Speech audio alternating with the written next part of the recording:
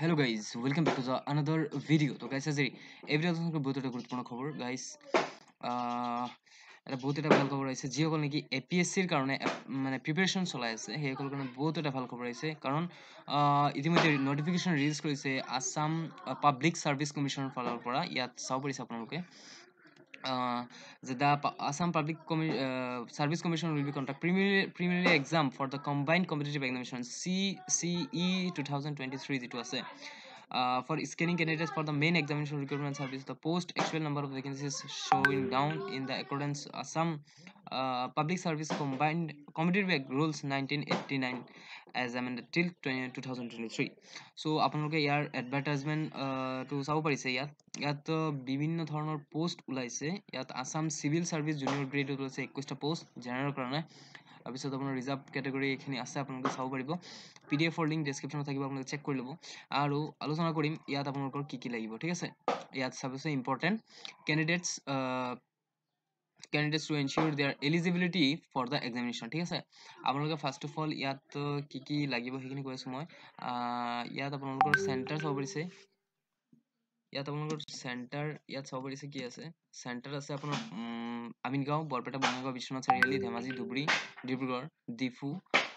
গোৱালপাৰা গোলাঘাট গুৱাহাটী হাফলং হেমৰাং হোজাই যোৰহাট তাৰপিছত আপোনাৰ কোকৰাঝাৰ মাজুলী মংগলদৈ মৰিগাঁও নগাঁও নলবাৰী নৰ্থ লখিমপুৰ এইখিনি আছে চাব পাৰিছে তাৰপিছত যদি চাওঁ আপোনালোকৰ ইয়াত কি কৈছে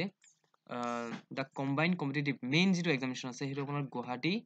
হ'ব চেণ্টাৰটো গুৱাহাটী আছে ঠিক আছে গুৱাহাটী হ'ব মানে মেইন এক্সামটো আৰু আপোনাৰ যদি প্ৰি এক্সাম আছে প্ৰিলিমিনাৰী সেইটো আপোনাৰ নিজৰ ডিষ্ট্ৰিক্টতে হ'ব পাৰে হ'ব চাব পাৰিছে ইয়াত আছে the tentative date of preliminary examination preliminary examination is 17 March 2023 ঠিক আছে সানডে হ'ব মেইন এক্সামিনেশ্যনটো আপোনালোকৰ জুন জুলাই মানত হৈ যাব ঠিক আছে এতিয়া পে স্কেল কিমান দিব আপোনালোকৰ দৰমহা স্যালাৰি কিমান থাকিব সেইটো চাব পাৰিছে যা ইয়াত উল্লেখ আছে অলৰেডি আপোনালোকে চাই ল'ব পাৰে স্ক্ৰীনশ্বট লৈ ল'ব নহ'লে আৰু ইয়াতে জনাম যে যদি আপুনি চেনেলটোত নতুন আহিছে চেনেলটো সাবস্ক্ৰাইব কৰিব লগতে বেল আইকন প্ৰেছ কৰি দিব কাৰণ এনেদৰে ইনফৰ্মেটিভ ভিডিঅ' মই সদায় লৈ আহোঁ আৰু আমাৰ হোৱাটছআপ গ্ৰুপ আছে তো আপোনালোকে ডেছক্ৰিপশ্যনত লিংক আছে তাত গৈ আপোনালোকে জইন হৈ ল'ব তাত আমি সকলোবাৰ আপডেট দি থাকোঁ তো আলোচনা কৰিম এতিয়া কেনেকৈ এপ্লাই কৰিব আপোনালোকে এপ্লাই কৰিব লাগে এইটো লিংকত গৈ https apscrecruitment.in এটোত গৈ আপোনালোকে এপ্লাই কৰিব পাৰিব no other mode for submission of the application is build মানে বেলেগ কোনো মেথডে আপোনালোকে অনলাইনত এপ্লিকেশ্যন সাবমিট কৰিব লাগিব ঠিক আছে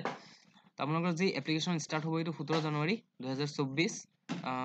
ৰাতি 12টাৰ পিছত ষ্টাৰ্ট হৈ যাব ঠিক আছে আৰু ইয়াৰ লাষ্ট ডেট আছে 6 ফেব্ৰুৱাৰী 2024 একেবাৰে আবেলি 5টা লৈকে ঠিক আছে তো আকৌ ইয়াত কোৱা হৈছে আপোনালোকৰ যে তেনেকুৱা ইয়াত ইম্পৰ্টেণ্ট একো নাই কৈ আছো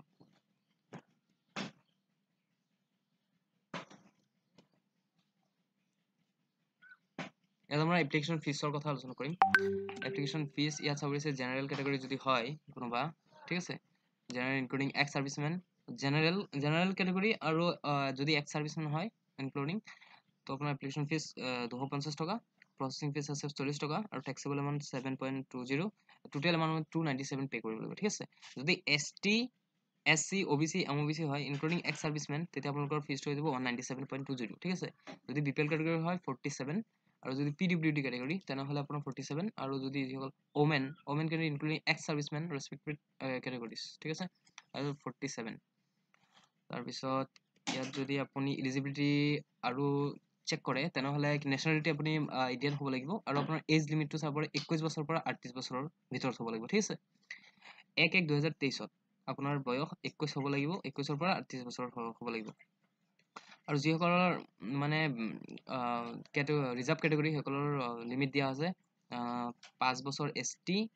STP STH কাৰণে ঠিক আছে আৰু আপ টু 43 তাৰ পিছত যদি আপুনি OBC বা MOBC হয় তেনেহলে আপোনাৰ 3 ইয়াৰ্স আছে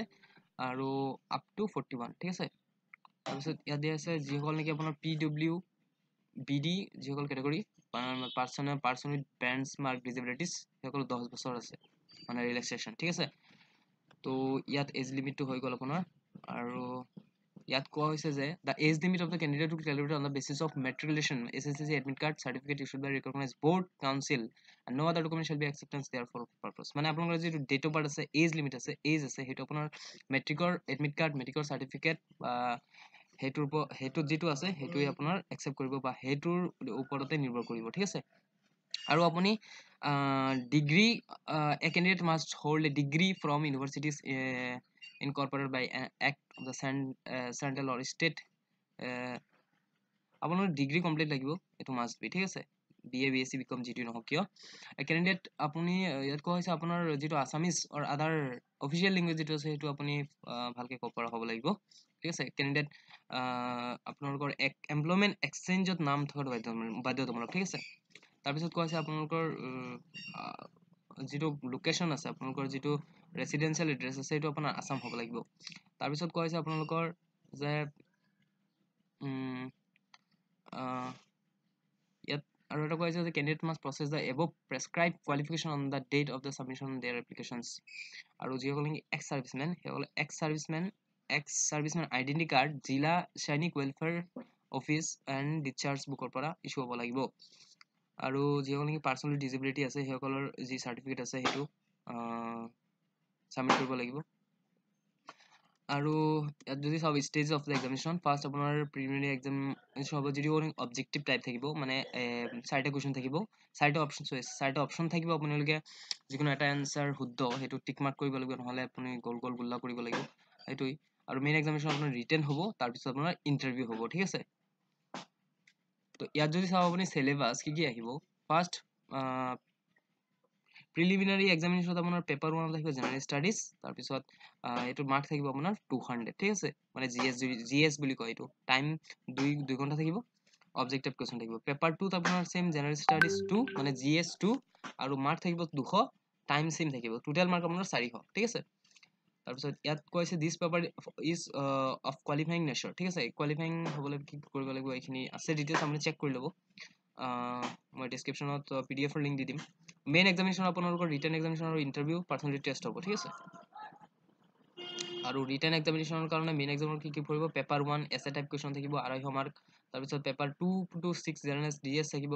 250 মাৰ্ক প্ৰতিটো পেপাৰত 3 ঘন্টা থাকিব এটা পেপাৰত ঠিক আছে ইন্টাৰভিউৰ পাৰ্সোনালিটি টেষ্টত আপোনাৰ 180 মাৰ্ক থাকিব টোটাল মাৰ্ক হৈ গ'ল 1680 ঠিক আছে তো আপোনালোকে যেটো এনসাৰ স্ক্ৰিপ্টত আছে আপোনাৰ ইংলিশ নহলে আসামিজ ল্যাঙ্গুৱেজত লিখি লব ঠিক আছে ইন্টাৰভিউ টেষ্টত কি হ'ব আপোনাৰ ৰেশিও 1/3 ক্যান্ডিডেট সিলেক্ট কৰা হ'ব আৰু হবিহে আপোনালোকৰ যদি এডমিট কাৰ্ড ওলাই তেতিয়া আপোনালোকৰ যিকোনো ইয়াৰ পৰা যিকোনো এটা ডকুমেন্টস আপুনি লৈ যাব লাগিব PAN card driving licence voter ID passport নহলে আধাৰ কাৰ্ড বেছিকৈ আধাৰ কাৰ্ড নহলে পান কাৰ্ড লৈ যাব ফটো আইডি যিকোনো এটা এক্সামৰ টাইমত তো জানিব এইখিনি আছিল ক'বলগীয়া আৰু যদি আপুনি এপ্লাই কৰিব বিচাৰে আমাৰ ডেসক্ৰিপশনত এটা নাম্বাৰ আছে সেই নাম্বাৰত কন্টাক্ট কৰিব 17 জানুৱাৰী তাৰিখে আমি নিশ্চয় আপোনাক এপ্লাইটো কৰি দিম তো এইখিনি আছিল ভিডিওটো যদি ভিডিও লাগিছে সাবস্ক্ৰাইব কৰি দিব ভিডিওটো শেয়াৰ কৰি দিব লগক নতুন ভিডিওৰ সৈতে আজিলৈ মানে থ্যাঙ্কস